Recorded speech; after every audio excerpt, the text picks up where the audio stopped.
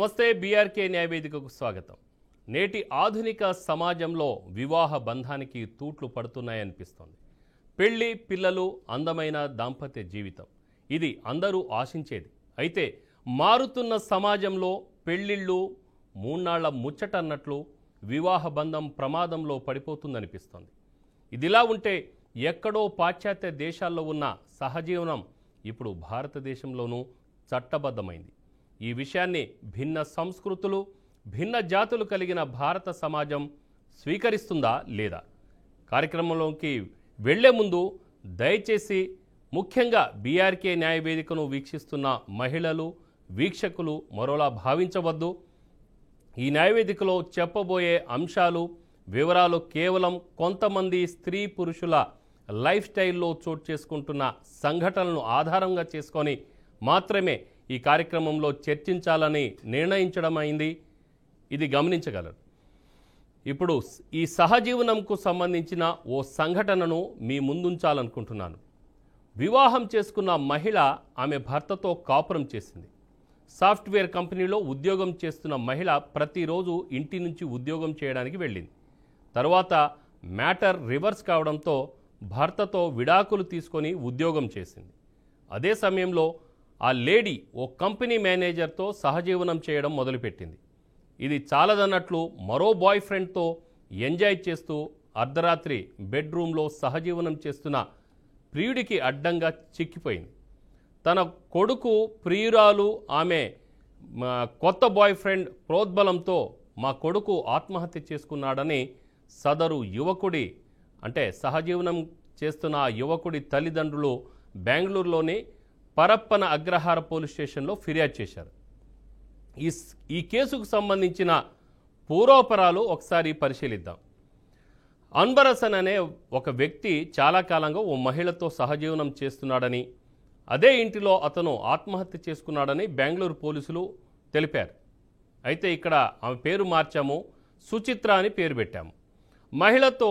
ఈ సుచిత్ర అనే మహిళతో అన్బరసన్ చిక్కన గమంగళలోని ఓ ఇంట్లో 6 నెలలుగా భార్యాభర్తలమని నమ్మించి ఆ ప్రాంతంలో ఇంటిని అద్దెకు తీసుకొని నివాసం ఉంటున్నారు. సుచిత్ర ఓ ఐటీ కంపెనీలో మంచి ఉద్యోగం చేస్తుంది. అన్బరసన్ ఓ ప్రైవేట్ కంపెనీలో మేనేజర్గా ఉద్యోగం చేస్తుండేవాడు.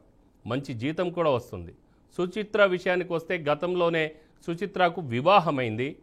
సుచిత్ర మీద ఆమె భర్తకు అనుమానం వచ్చింది. ఇదే సమయంలో సుచిత్ర దంపతుల మధ్య గొడవలు ఎక్కువయ్యాయి. తరువాత సహనం కోల్పోయిన భర్త ఆమెకు విడాకులు ఇచ్చేశాడు. భర్త ఎపిసోడ్ ముగిసింది. ఆ తర్వాత సుచిత్రకు అన్బరసన్ పరిచయమయ్యాడు. 6 నెలలుగా అన్బరసన్తో సుచిత్ర సహజీవనం చేస్తుంది. సుచిత్రకు ఇది సరిపోలేదేమో సంతోష్ అనే మరో వ్యక్తితో పరిచయం పెంచుకుంది.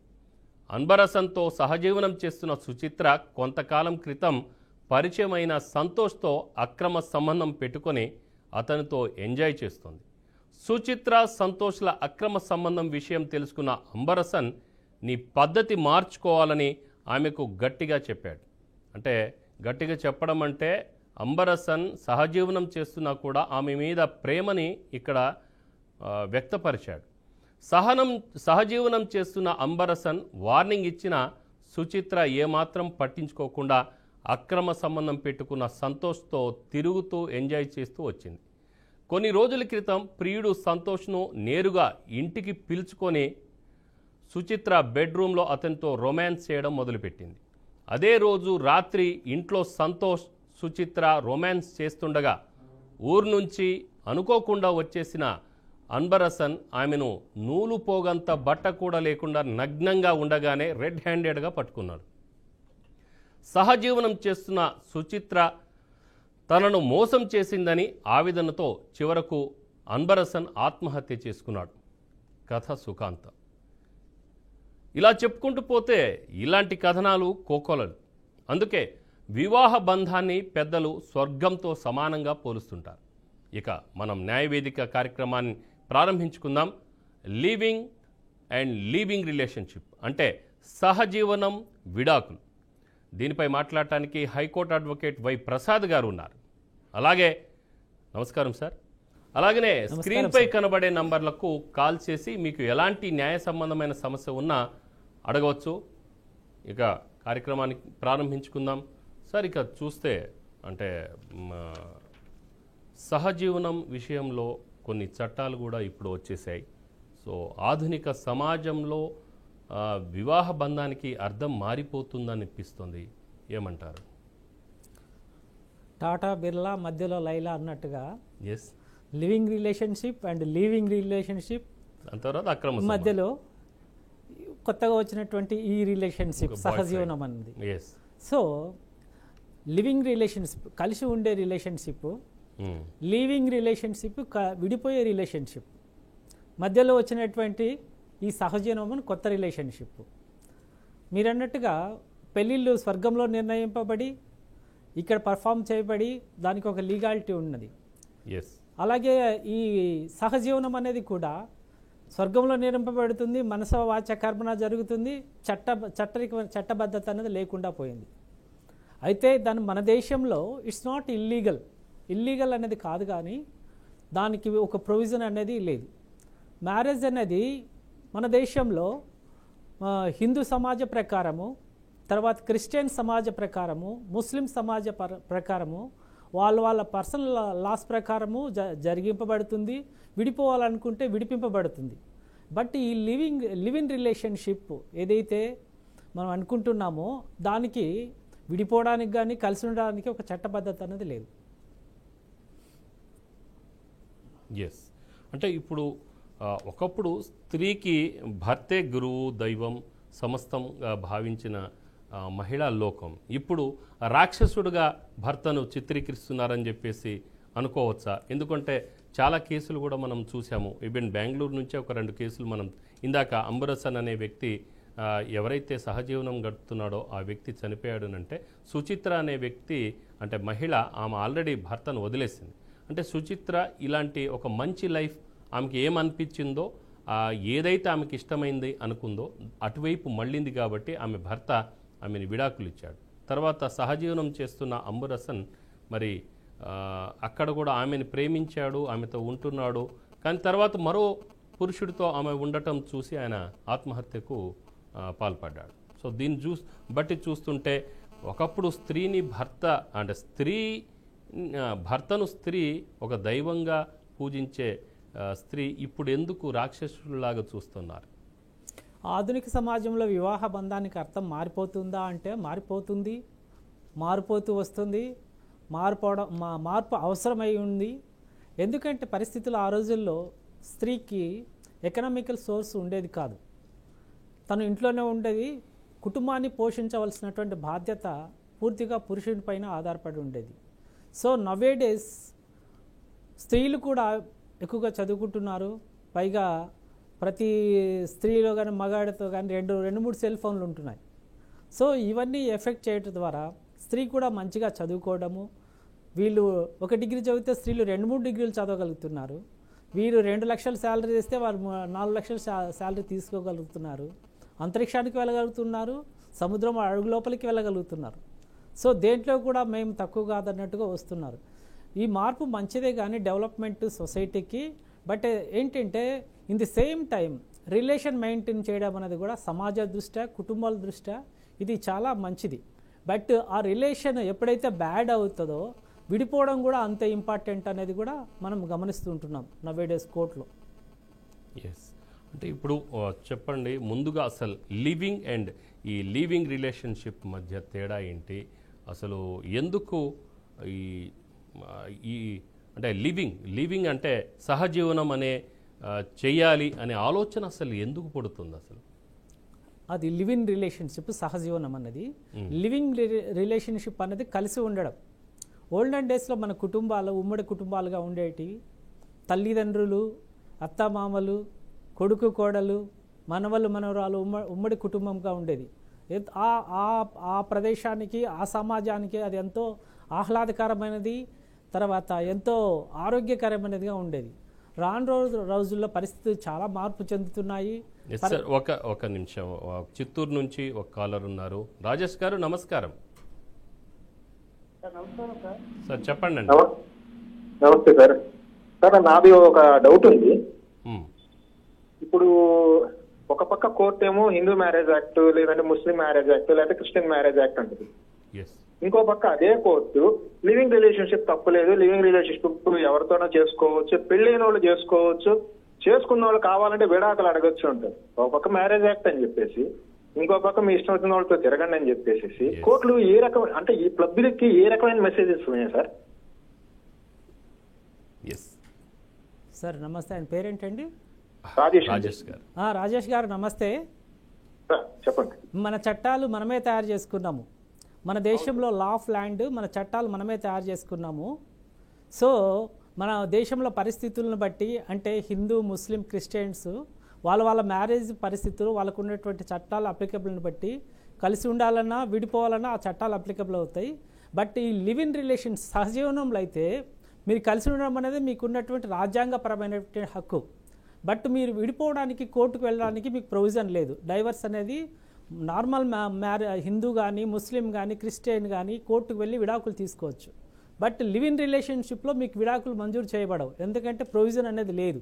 ప్రొవిజన్ లేని చోట మీరు అప్రోచ్ కాలేరు. ఈ లివ్ ఇన్ రిలేషన్షిప్ అనేది మీకు రాజ్యాంగపరమైనటువంటి, మీరు మేజర్లు కాబట్టి ఇద్దరు కలిసి ఉండడానికి అది మీ ఇష్టం, మిమ్మల్ని ఎవరు ఆపలేరు. బట్ అది మన దేశంలో ఇల్లీగల్ అయితే కాదు, అది లీగల్గా పరిగణింపబడే హక్కు. ఎందుకంటే మీకు ఉన్నటువంటి రాజ్యాంగపరమైనటువంటి హక్కును ఎవరు తృణీకరించలేరు. కాబట్టి దానికి లీగాలిటీ ఉంది, కానీ మీరు విడిపోవాలనుకుంటే ప్రొవిజన్ అనేది లేదు చట్టంలో. ఎస్ సార్, మరో కాలర్ ఉన్నారు, పైడిరాజు గారు వైజాగ్ నుంచి. నమస్కారం పైడిరాజు గారు. సార్ నమస్కారం సార్. చెప్పండి సార్. సార్ నేను క్రైమ్ కోసం మాట్లాడాలనుకుంటున్నాను సార్. చెప్పండి సార్. ఇప్పుడు ఇంట్లో క్రైమ్ జరిగింది, పోలీసు వారికి కంప్లైంట్ ఇచ్చాను సార్. పోలీసు వారి కంప్లైంట్ ని కేసు కట్టకుండా నాకు ఇబ్బందికరం చేశారు సార్. ఓకే. ఎఫ్ఐఆర్ కట్టి ఎఫ్ఐఆర్ చూపించి ఎఫ్ఐఆర్ నాకు ఇచ్చి ఎఫ్ఐఆర్ కట్టామని చెప్పి నన్ను మోసం చేశారు సార్. అలా ఎలా జరుగుతుంది? అదే సార్, ఇప్పుడు నేను క్రైమ్ జరిగిందంటే అదే సార్, ఇంట్లో నేరం జరిగింది సార్, దొంగతనం జరిగింది. ఇంట్లో దొంగతనం చేస్తే పోలీసు వారికి వెళ్ళి, అయ్యా నా ఇంట్లో నేరం జరిగింది, ఇద్దరు వ్యక్తుల మీద నాకు అనుమానం ఉంది, ఆ ఇద్దరు వ్యక్తుల పేర్లు కూడా చెప్పాను, వాళ్ళు ఇలా చేశారో చెందారని చెప్పాను. పోలీసు వారు ఏమించి 2 రోజుల తర్వాత ఎఫ్ఐఆర్ కట్టి నా చేతికి ఇచ్చారు సార్. ఎఫ్ఐఆర్ లో ఏమంటే వాళ్ళ పేర్లు కూడా నమోదు చేయలేదు, ఎటువంటి ప్రూఫ్స్ ఎటువంటి ఆధారాలు లేవు అని చెప్పేసి ఎఫ్ఐఆర్ ఫైల్ చేశారు. ఓకే, అంటే విచారణ జరపలేదా వాళ్ళు? లాయర్ గారు విచారణ జరపలేదు, ఎటువంటి ప్రూఫ్స్ ఎటువంటి ఆధారాలు లేవనే ఎఫ్ఐఆర్ లో పొందుపరిచారు సార్. Okay right. నమస్కారం అండి.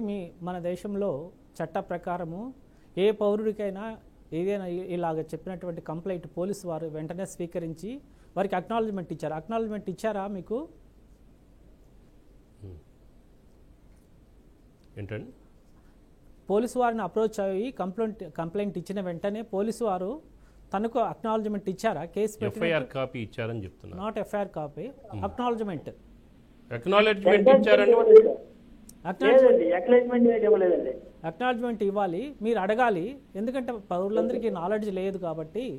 సో మీరు పోలీస్ స్టేషన్లో కేసు పెట్టిన వెంటనే మీరు కేసు పెట్టినట్టు అక్నాలజ్మెంట్ తీసుకోవాలి. ఒకవేళ పోలీసు వారు మీకు ఎటువంటి యాక్షన్ తీసుకోకపోతే మీరు హైకోర్టుకు వెళ్ళి రిట్ వేయచ్చు అనమాట. హైకోర్టులో రిట్ అంటారు. రిట్ మూవ్ చేసి పోలీసు వారు నా కంప్లైంట్ స్వీకరించి తగిన యాక్షన్ తీసుకోలేదని హైకోర్టు ద్వారా మీ రిట్ ద్వారా పోలీసుల మీద మీరు కేసు వేయచ్చు.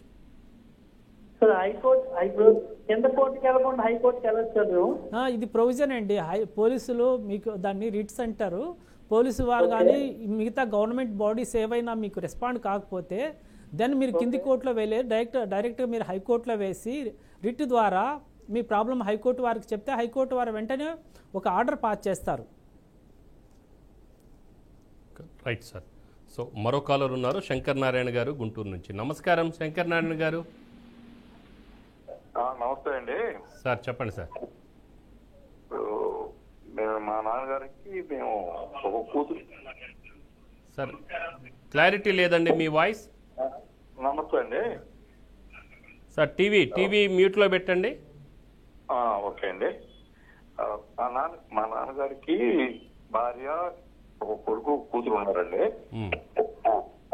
ఆయన వేరేగా మ్యారేజ్ అయ్యామని ఇల్లీగల్ కాంట్రాక్ట్ పెట్టుకొని ఉంటున్నాడు. మీ నాన్నగారు? మా నాన్నగారు. ఉమ్. మాకు మా తాతల నుంచి వచ్చిన ప్రాపర్టీ మొత్తం ఉంది. అతని కష్టార్జితం ఏమీ లేదు. ఉమ్. అయినా కుటుంబ పెద్దగా వాస్తవంగా ఆయన పేరు మీద పట్టాల సుక్కలు ఉన్నాయి. అతను వాళ్ళకి పుట్టిన బిడ్డలకి ఈ పొలం అమ్మి పెడతా ఉన్నాడు. ఏంటి? అంటే ఫర్దర్ గా ఇంగ్లీష్ అర్థం తీసుకుని ఉన్నాము. తీసుకుని ఉన్నా కూడా ఇప్పుడు పార్టీషన్ మేము వేయాల్సింది పార్టీషన్ దావే కాబట్టి పార్టీషన్ దావా వేసాము. కూతురు, కొడుకు, భర్త, మా తల్లి గారు ఉన్నారు. మా తల్లి ఇప్పుడు సుప్రీం కోర్టు ఎవరికైతే ఇష్టపడుతున్నారో వాళ్ళతో ఇది అని అన్నప్పుడు ఆయన ఏరే వాళ్ళతో అక్రమ సంబంధం పెట్టుకుని నడుస్తున్నప్పుడు వాళ్ళిద్దరికి ఇష్టమైనప్పుడు మేము పుట్టిన పిల్లలకి మా భవిష్యత్తు తల్లి కళ్యాణ తండ్రి కళ్యాణ అనేది అగమ్య గోచరంగా ఉంది. ఇప్పుడు మా తల్లి గారు మమ్మల్ని చూస్తున్నారు, మా నాన్నగారు మమ్మల్ని చూస్తలేదు. మా నాన్నగారు దాంట్లో మా తాతని స్టార్ట్ ఉంది. అది దుర్వినియోగం చేస్తుంటే దాన్ని ఎలా కట్టడి చేయాలి? ఎస్, అంటే ఆస్తులు మీకే చెందాలి అనేది మీరు అనుకుంటున్నారు, అంతే కదా? అంతే కదా. మేము పెళ్లి పెద్దలకు ఇచ్చిన పెళ్లి ద్వారా సంక్రమించిన అంటే మన ప్రశ్న కూడా అది ఉంది కదా. ఎస్, మాకు క్లారిటీ వచ్చింది శంకర్ నారాయణ గారు. అంటే సహజీవనం ద్వారా వచ్చిన పుట్టిన పిల్లలకు ఉండే హక్కులు, అలాగనే వివాహం ద్వారా అంటే నాకు ఆయన క్వశ్చన్ నాకు అర్థమైంది. ప్రాపర్టీ యాక్ట్ ప్రకారము ఏదైతే వీళ్ళు పిల్లలు పెళ్లి ద్వారా సంక్రమించారో వాళ్ళు లెజిటిమేట్ చైల్డ్ అంటారు. ఎవరైతే ఇల్లీగల్గా అంటే పెళ్లి కాకుండా వేరే పద్ధతి ద్వారా పుట్టిన పిల్లలను లెజిటిమేట్ కాకుండా ఇల్లెజిటిమేట్ చైల్డ్ అంటారు. బట్ ఏంటంటే ఇక్కడ ఆయన యాన్సెస్ట్రల్ ప్రాపర్టీ అని చెప్తున్నారు, పిత్రార్జితం, పూర్వీకుల నుంచి వచ్చిన ప్రాపర్టీ. ఇఫ్ ఇన్ కేస్ వాళ్ళ ఫాదర్ సెల్ఫ్ ఎక్వైర్డ్ అయితే, స్వార్జితం అయితే, హీ కెన్ ఆయన ఎట్లయినా చేయొచ్చు తన ప్రాపర్టీని, దారిని పోయి దానయ్య కూడా ఇచ్చేయచ్చు. బట్ ఇది యాన్సెస్ట్రల్ ప్రాపర్టీ కాబట్టి లెజిటిమేట్ పిల్లలకు మాత్రమే వాళ్ళకి రైట్ ఉంటుంది. ఇల్లిజిటిమేట్ పిల్లలకు they can't claim any right upon this property. ఇక్కడ క్లియర్గా తెలుస్తుంది ఏంటంటే ఆ ప్రాపర్టీ యాన్సెస్ట్రల్ ప్రాపర్టీ కాబట్టి ఎవరైతే ఉంచుకున్నామో పిల్లలు they can't claim anything. If in case ఆయన సెల్ఫ్ ఎక్వైర్డ్ ప్రాపర్టీ అయితే they can claim, even though they illegitimate they can claim property. So ఇక పార్టీషన్ దావా వేశారు కాబట్టి ఆ ప్రాపర్టీ పొజిషన్లో ఎవరున్నారండి? పొజిషన్లో ఏంటండి ఆ ప్రాపర్టీ ఎవరి పొజిషన్లో ఉంది అట్ ప్రెసెంట్ ఉన్నారు? ఓకే, శంకర్ నారాయణ గారు, పొజిషన్లో ఎవరు ఉన్నారు ప్రాపర్టీలో? మేమే ఉన్నాం. పిల్లలు మేమే దౌర్జన్యపరంగా మేము ఆక్యుపై చేయాలని మేమే ఆక్యుపై చేయకుండా భార్య పిల్లలు అందరం అటాక్ చేస్తున్నాం. ఆల్రెడీ కోర్టులో కేసు ఫైల్ చేశారండి? కేసులో ఫైల్ చేసాం, 10 years అయింది. మీకు కోర్టు వారు ఇంజంక్షన్ అట్లా ఏమి ఇచ్చారా?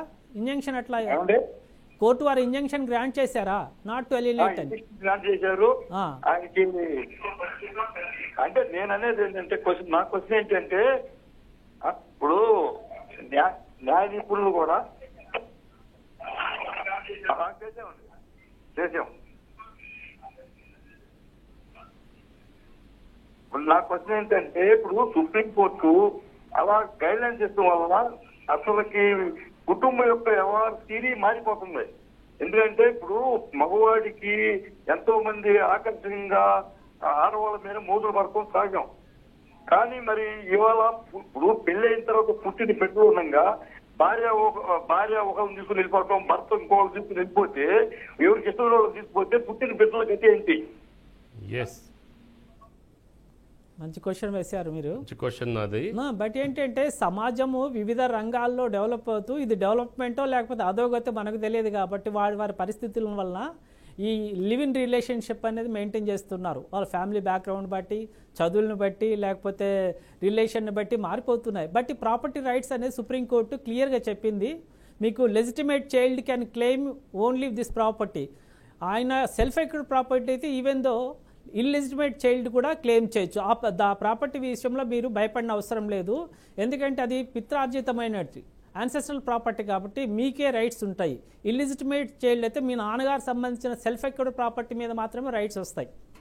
ఇది క్లియర్. కాలర్ ఉన్నారు నవీన్ తిరుపతి నుంచి. నవీన్ గారు నమస్కారం.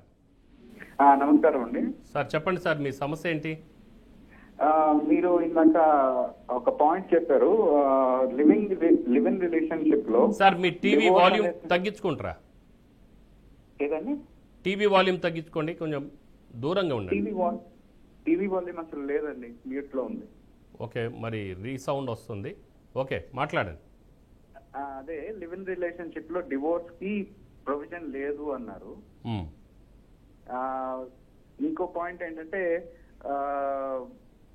లివ్ ఇన్ రిలేషన్షిప్ లో 2 years గాని ఉంటే ఆ అమ్మాయికి లీగల్ పాయింట్ ఆఫ్ వ్యూలో ఆమె వైఫ్ గా కన్సిడర్ పడుతుందా లేదా? కన్సిడర్ అయితే డివోర్స్ కి ప్రొవిజన్ ఉందా?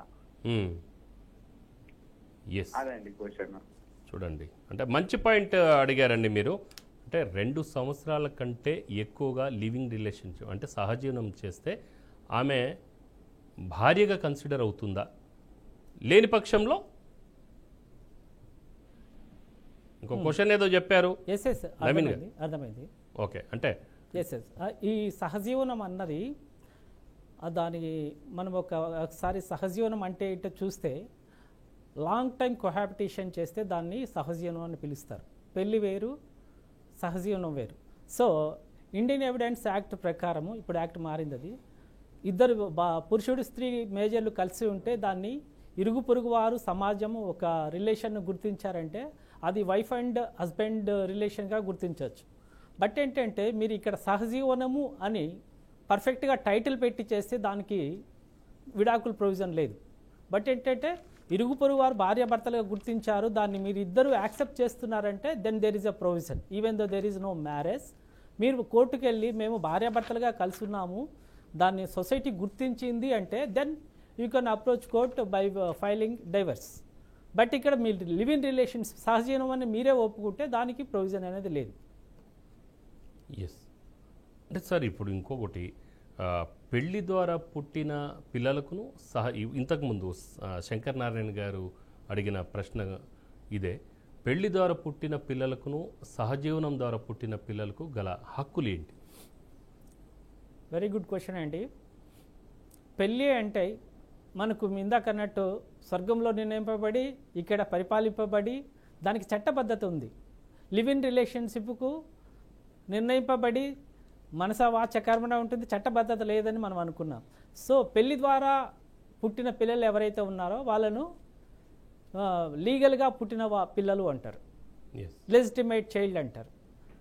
అలా కాకుండా పెళ్లి కాకుండా ఈ లివ్ ఇన్ రిలేషన్షిప్లో పుట్టిన పిల్లను వాళ్ళను లెజిటిమేట్ చైల్డ్గా పరిగణిస్తారు. కానీ బట్ ఏంటంటే తండ్రి ఆస్తిలో ఓన్లీ సెల్ఫ్ ఎక్వైర్డ్ మాత్రమే వాళ్ళకు రైట్ ఉంటుంది. ఎందుకంటే ఈ పిత్రార్జితం అనేటువంటి యాన్సెస్ట్రల్ ప్రాపర్టీలో ఎటువంటి రైట్స్ ఈ లివ్ ఇన్ రిలేషన్షిప్లో పుట్టిన పిల్లలకు రాదు. ఎందుకంటే బేసిక్ లాస్ కానీ లేటెస్ట్ సుప్రీంకోర్టు జడ్జిమెంట్స్ అన్నీ కూడా ఈ పెళ్లి ద్వారా సంక్రమించిన లెజిటిమేట్ చైల్డ్కి మాత్రమే పిత్రార్జితమైన ఆస్తిలో కానీ తండ్రి అంటే సెల్ఫ్ ఎక్వైర్డ్లో మామూలుగా ఎవరికి రైట్ రాదు. ఎందుకంటే ఆ సెల్ఫ్ ఎక్వైర్డ్ ప్రాపర్టీ అయిన ఆ టైటిల్ హోల్డర్కి మాత్రం అన్ని రైట్స్ ఉంటుంది. ఆయన ఎవరికైనా గిఫ్ట్ ఇవ్వచ్చు, లేకపోతే ఎవరికైనా దానం కూడా చేయొచ్చు, లేకపోతే తన ఇష్టం వచ్చినట్టు తను సేల్ కూడా చేసుకోవచ్చు. బట్ ఏంటంటే ఈ లివ్ ఇన్ రిలేషన్షిప్ ద్వారా సంక్రమించిన పిల్లలకు ఆయన సెల్ఫ్ ఎక్వైర్డ్ తండ్రి సెల్ఫ్ ఎక్వైర్డ్ ప్రాపర్టీలో మాత్రమే రైట్ ఉంటుంది. దే కెన్ క్లెయిమ్ ఓన్లీ అతని self acquired property, but ancestral ప్రాపర్టీలో దే కెనాట్ క్లెయిమ్. సో ఈ పిల్లలకు ఉన్నటువంటి అడిషనల్ హక్కు ఇది.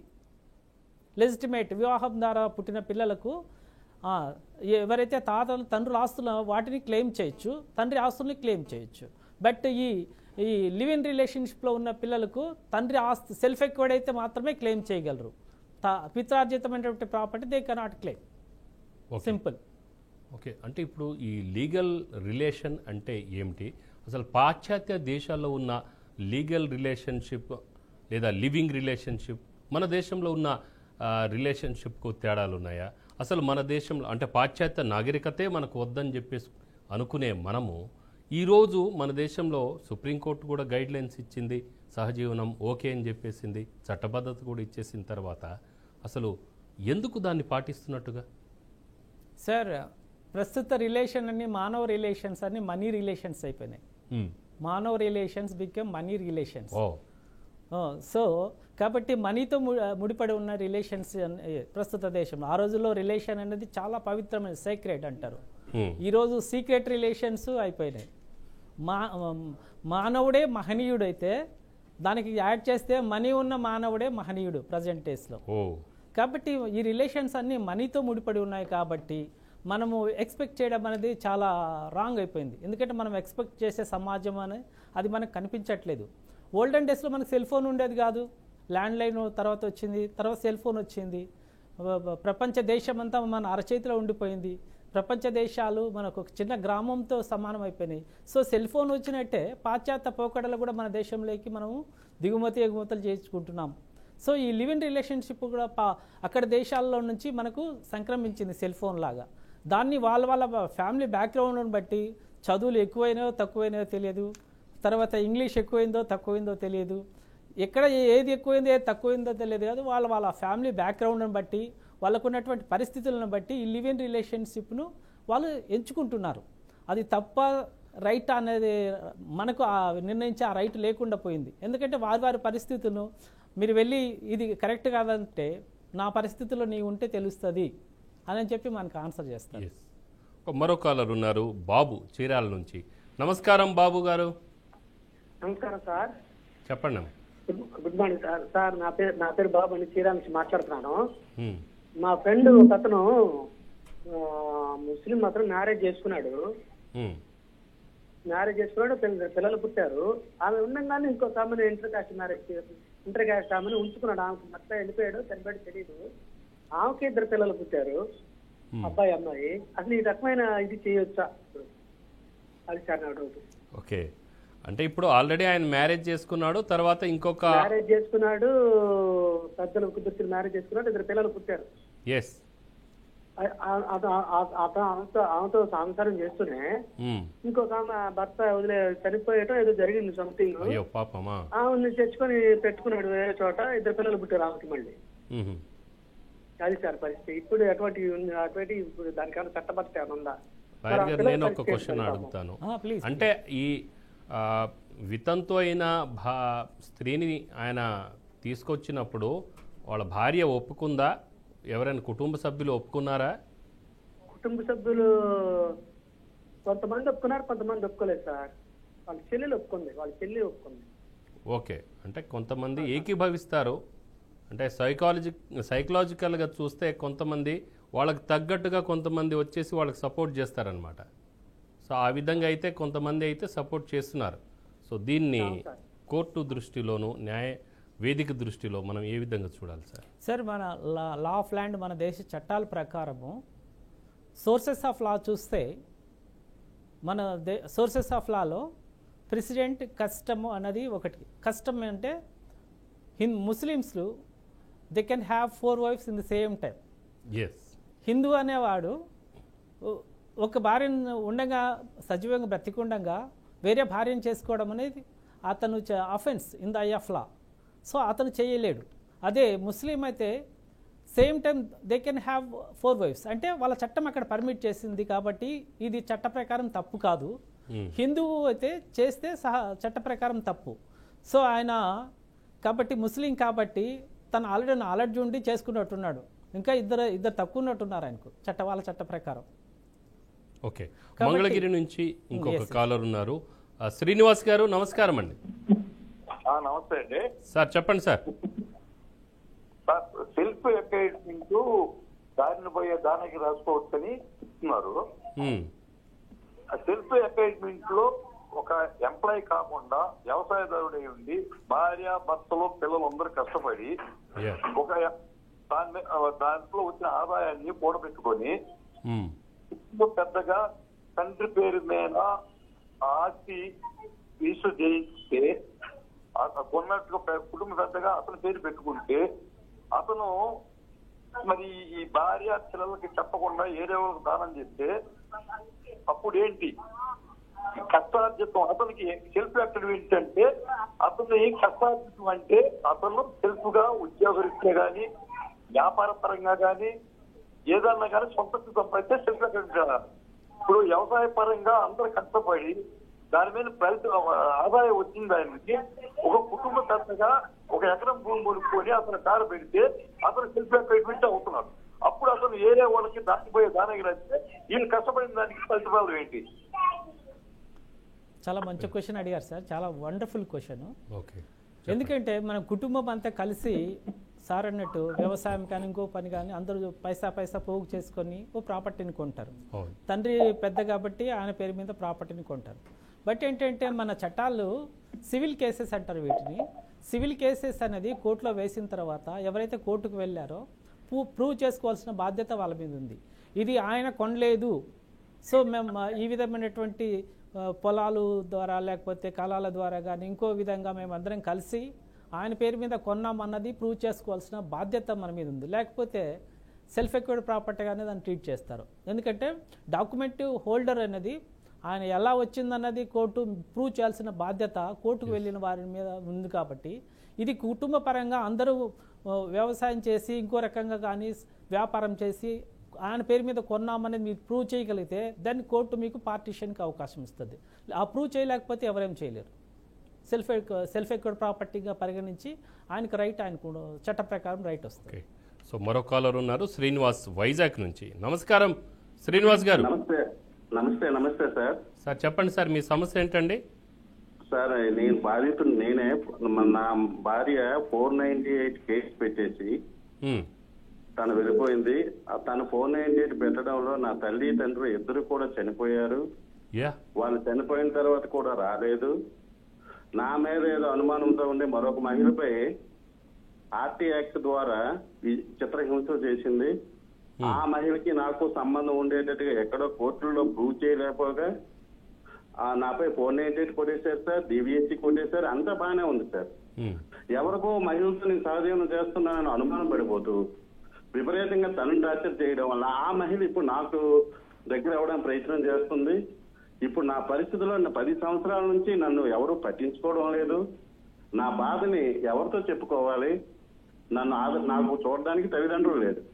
అది చూసి తల్లిదండ్రుల మాట వినేసి వాళ్ళ తల్లిదండ్రుల మాట వినేసి నాపై 498 పెట్టేసింది. నా తల్లిదండ్రులు దూరం చేసింది, నా జీవితాన్ని కూడా నాశనం చేసేసింది. ఇప్పుడేమో నేను మరొకరితో ఉండడానికి ఏమైనా అవకాశం ఉందా? నాకు డైవర్స్ ఇవ్వనంటది, అలాగని నన్ను ఫ్రీగా బతకనివ్వదు. అంటే ఇప్పుడు తిరిగి మీ దగ్గరకు వస్తానని చెప్తున్నారా? రాదంట సార్, రాదు. అలాగని నాకు డైవర్స్ ఇవ్వదంట. ఇలాంటి సందిగ్ధమైన పరిస్థితుల్లో ఉన్నాను సార్. నాకు ఏమైనా మీరు హెల్ప్ చేయగలదంటే మిమ్మల్ని నేరుగా వచ్చి నేను కలుస్తాను సార్. ఓకే, అమ్మ పెట్టనివ్వదంట. సో చెప్పండి సార్. లేటెస్ట్ నిన్న సుప్రీంకోర్టు బెంగళూరులో ఒక software engineer Atul Subhash suicide చేసుకున్నారు. సేమ్. ఎందుకంటే సమాజంలో నవ్వే డేస్లో రిలేషన్ చాలా వర్స్ట్ అయిపోయింది కాబట్టి, మనీ రిలేషన్ కాబట్టి. సో వాళ్ళు తప్పు చేస్తున్నారా, వీళ్ళు తప్పు చేస్తున్నారా, విత్ ఇన్ 4 వాల్స్లో ఏం జరుగుతుందో ఎవరికి తెలియదు. కోర్టుకు వెళ్ళినప్పుడు ఒకరి మీద ఒకరు అబద్ధాలు చెప్పుకోవడం మేము సుస్పష్టంగా రోజు చూస్తుంటున్నాం కేసులు గెలవడానికి. అంటే రిలేషన్ అనేది చాలా వర్స్ట్ అయిపోయింది, మనీ రిలేషన్ అయిపోయింది. కాబట్టి లేడీస్ కూడా చట్టాన్ని దుర్వినియోగం చేస్తున్నారు. ఇన్ ది సేమ్ టైం భర్తలు కూడా హింసించే వాళ్ళు కూడా ఉన్నారు. వారు ఉన్నారు, వీళ్ళు ఉన్నారు. సారు పాపం చాలా సఫర్ అయి ఉన్నట్టున్నారు. 498లో విసిగిపోయారు, చాలా బాధలు వెలిబుచ్చారు. అయితే వీరు ఏంటంటే 498 కూడా కొట్టేశారని కూడా చెప్తున్నారు. కేసు కూడా 498 ప్రూవ్ కాలేదు, ఆయన కేసు కొట్టివేశారు. సో ఇక్కడ ఏంటంటే ఆయన డైవర్స్ కాకుండా మ్యారేజ్ అనేది చేసుకోలేరు. ఎందుకంటే డైవర్స్ అయినంత వరకు ఆయన హిందూ అయినట్టు ఉన్నారు, ముస్లిం కాదు. ముస్లిం అయితే మనం అనుకున్నట్టు సేమ్ కాబట్టి హిందూ. సో ఆయన ముస్లిం అయితే ఒకే టైంలో 4 వైఫ్స్ని కలిగి ఉండొచ్చు, వాళ్ళ చట్టం పర్మిట్ చేసింది కాబట్టి it's not offence in the I of law. But ఈయన ఇక్కడ ఏంటంటే డైవర్స్ అవ్వలేదు కాబట్టి సో ఆయన రెండో పెళ్లి చేసుకోవడానికి అవకాశం లేదు. ఆల్రెడీ 498 ఇక్కడ డిస్ప్రూవ్ అయింది కాబట్టి డైవర్స్ ఈజీగా వస్తుంది. He can approach the court, then he can go for second marriage. అంటే ఇప్పుడు ఏ మహిళ మీద అయితే అనుమానం వ్యక్తం చేసిందో వాళ్ళ భార్య, ఆ మహిళ ఇప్పుడు ఆయనకు దగ్గర అవుతుందని చెప్పేసి అంటున్నారు. అంటే సహజీవనం చేయవచ్చా అనేది? లేదు, ఎందుకంటే డైవర్స్ కాకుండా మన సహజీవనం అనేది చేయకూడదు. ఎందుకంటే అఫెన్స్ కదా, ఓకే. సో అఫెన్స్ అనేది మనం చేయకూడదు. సో మీరు డైవర్స్ యాజ్ ఎ ఇప్పుడు నవే డేస్ డైవర్స్ అనేది సుప్రీంకోర్టు చాలా గైడెన్స్ ఇచ్చింది. కలిసి ఉండలేకపోతే కలిసి విడిపోండి, అనవసరంగా అందరూ బాధితులపై కోర్టులో కేసెస్ కూడా పెండింగ్ అయిపోయి కోట్ల కేసులు పెండింగ్లో ఉంటున్నాయి. వాళ్ళు కోర్టును అప్రోచ్ చేస్తే ఈజీగా డైవర్స్ వస్తుంది. సరే, ఇప్పుడు ఆమె ఈవెన్ డివోర్స్ కూడా ఇవ్వట్లేదు. సో ఇలాగా ఆయన ఇబ్బంది పెడతారు. డివోర్స్ ఇవ్వట్లేదంటే ఆయన కోర్టులో ఫైల్ చేశారో లేదో తెలియదు. కోర్టులో ఫైల్ చేస్తే ఇమీడియట్ డైవర్స్ వస్తుంది. ఎందుకంటే ఆ విధంగా శ్రీనివాస్ గారు మీకు ఒకవేళ ఇష్టమైతే ఆమెని కౌన్సిలింగ్ చేసి తిరిగి మీరు మీ భార్యని తీసుకొచ్చే ప్రయత్నం చేసుకోండి. మీ ఇద్దరికి ఇష్టమైతే మళ్ళీ కలిసి మంచి జీవితం మీరు లీడ్ చేయవచ్చు. ఒకవేళ లేని పక్షంలో మళ్ళీ మీరు కోర్టుకు వెళ్ళి అప్లై చేసుకుంటే మీకు విడాకులు వచ్చే అవకాశం ఉంటుంది. ఇక ఒక కాలర్ ఉన్నారు, శ్రీనివాస్ గారు ఖమ్మం నుంచి. నమస్కారం శ్రీనివాస్ గారు. సార్ నమస్కారం సార్. సార్ చెప్పండి సార్. సార్ విషయం ఏంటంటే ఇప్పుడు మా అన్నయ్య కొడుకు ఒక అతను చనిపోయింది సార్. అంటే మ్యారేజ్ అయిన 3 years తర్వాత పిల్లగాడికి కొంచెం ఆరోగ్యం బాగాలేక చనిపోయింది సార్. మ్యారేజ్ అయిన తర్వాత ఒక బాబు, ఆ బాబు పుట్టిన తర్వాత కొన్ని 7-8 నెలలకి చనిపోయాడు. చనిపోయిన తర్వాత ఆ ఊళ్ళో పెద్ద మనుషుల సమక్షంలో ఆ అమ్మాయిని కూర్చోబెట్టుకొని మాట్లాడుకొని కొంత సెటిల్మెంట్ చేసుకున్నా. సెటిల్మెంట్ చేసుకున్న తర్వాత 1,50,000 మాట్లాడుకొని ఆ అమ్మాయి వెళ్ళిపోయింది. వెళ్ళిపోయి వేరే మ్యారేజ్ చేసుకుంది.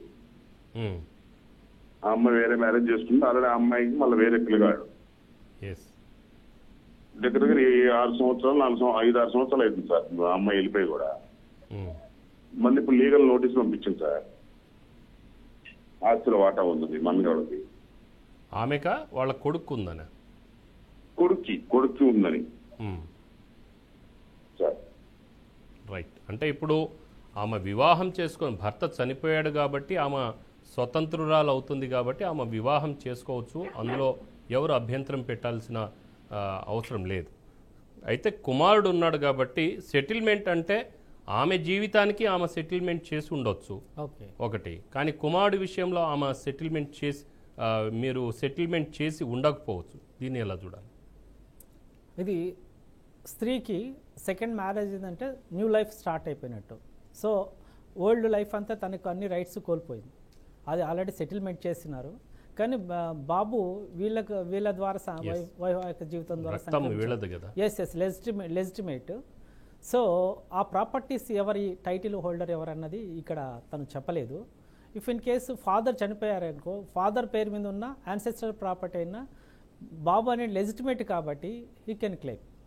అంటే ఫాదర్ అలాగనే తాతది ఉన్నా కూడా he can claim since he is the legitimate child of the that marriage. So Srinivas గారు దయచేసి ఆ కుమారుడు వైపు మీరు చూడాలి. ఎందుకంటే మీ రక్త సంబంధి కాబట్టి. తల్లి వైపు మీరు చూడాల్సిన అవసరం లేదు. ఎందుకంటే ఆమె వివాహం చేసుకొని మరొకరికి భార్యగా ఇప్పుడు ఉంది కాబట్టి ఆమె వైపు మీరు ఆమె సొంతానికి ఆమెకు ఆస్తి కావాలని ఆమె కోరితే అప్పుడు మీరు ఏదైనా యాక్షన్ తీసుకోవచ్చు. కానీ తన కుమారుడు కోసం, అంటే తన తండ్రి రక్త సంబంధికులుగా ఉన్న మీరెవరైతే ఉన్నారో మీరు అందరూ కలిసి ప్రేమతో ఆ పిల్లోడికి ఏదైనా మేలు చేయడానికి సహకరించాలి. సో ఈరోజు చక్కటి అనాలిసిస్ చేసినందుకు సహజీవనం అలాగనే విడాకుల మీద సో ధన్యవాదాలు సార్ వచ్చినందుకు. Thank you sir. Thank you sir. So సహజీవనం మంచిది కాదు అని నా సొంత అభిప్రాయాన్ని నేను తెలియజేస్తున్నా. హైదరాబాద్లో జరిగిన ఓ సంఘటనకు సంబంధించిన సమాచారం మీ ముందు ఒకసారి చదివి ముగిస్తాను. నాగలతారెడ్డికి కొన్నేళ్ల క్రితం వివాహం కాగా భర్తకు దూరంగా ఉంటుంది. సుధీర్ అనే వ్యక్తితో సహజీవనం చేస్తోంది. ఈ మధ్యకాలంలో అతను కూడా ఆమెతో సంబంధాలు తెంచుకున్నాడు. దీంతో తీవ్ర మనస్తాపానికి గురైన బాధితురాలు హైదర్గూడలో ఆత్మహత్యకు పాల్పడింది. సుధీర్ తనను మోసం చేశాడని సూసైడ్ నోట్లో కూడా నాగలతారెడ్డి పేర్కొంది. ఈ ఆత్మహత్య ఘటనపై కేసు నమోదు చేసుకున్న పోలీసులు దర్యాప్తు చేపట్టారు. అందుకనే చెప్తున్నాను ఏంటంటే సహజీవనం అనేది అన్ని విధాలుగా మంచిది కాదు అని మాత్రం నా సొంత అభిప్రాయం. అందుకే సహజీవనంకు దూరంగా ఉండండి. మన భారతీయ సంస్కృతి సంప్రదాయాలకు విలువనిద్దాం. ఇది ఈరోజు టాపిక్. మరో టాపిక్తో మళ్ళీ కలుద్దాం. నమస్తే.